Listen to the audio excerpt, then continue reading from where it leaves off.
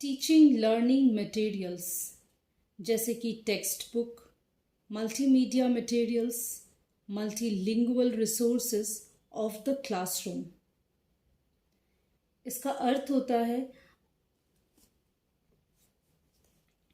किसी भी भाषा को या किसी भी चीज़ को याद करने के लिए, उसे समझने के लिए, उसे सीखने के लिए किन चीज़ों की ज़रूरत पड़ती है, किन मटेरियल्स की ज़रूरत होती है। तो सबसे पहले ज़रूरत होती है टेक्स्ट बुक की। उसके बाद ज़रूरत होती है कोई भी मल्टीमीडिया मटेरियल्स, जैसे कि मोबाइल फ़ोन हो सकता है, आपके पास लैपटॉप हो सकता है, और आपका multilingual resources of the classroom. Multilingual resources, multilingual का मतलब होता है बहुभाषी, यानी कि अलग अलग भाषा के को कहते हैं। एक साथ अगर हम कई सारे भाषा अगर कहीं बोली जाती हो तो उसे हम मल्टीलिंगुअल कहते हैं।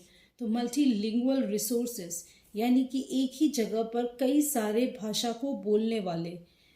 अगर हम क्लासरूम की बात करते हैं, मल्टीलिंगुअल रिसोर्सेज ऑफ क्लासरूम यानी एक ही क्लास में कई तरह का भाषा बोलने वाले जो बच्चे हैं, टीचर्स हैं, उसको हम कहेंगे मल्टीलिंगुअल रिसोर्सेज। यानी कि आप किसी भी चीज़ को अगर आप सीखना चाहते हैं तो आपके पास ये जो मटेरियल्स है ये ही इम्पॉर्टेंट है।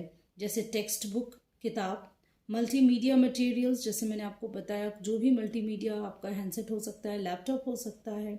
मल्टीलिंगुअल रिसोर्सेज, आपकी क्लास में जो आपके कलीग्स हैं, आपके टीचर्स हैं, उनकी अलग अलग लैंग्वेज होती है जिसे हम सुनते हैं, समझते हैं और फिर धीरे धीरे उसे हम बोलने लगते हैं।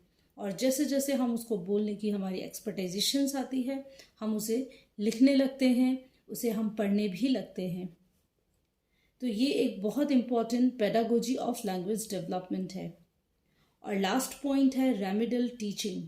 इतना सब सारे पॉइंट्स जो मैंने आपसे अपने पुराने वीडियोस में डिस्कस किया, अगर इन सारे पॉइंट्स में से फिर भी अगर अप्लाई करने के बाद भी अगर किसी को कोई चीज़ याद नहीं हो पाती है तो फिर उसको अलग से स्पेशल रेमेडियल टीचिंग भी दी जा सकती है, ताकि वो आसानी से जो गलती कर रहा हो उसको सुधार कर सके और भाषा को सीख सके।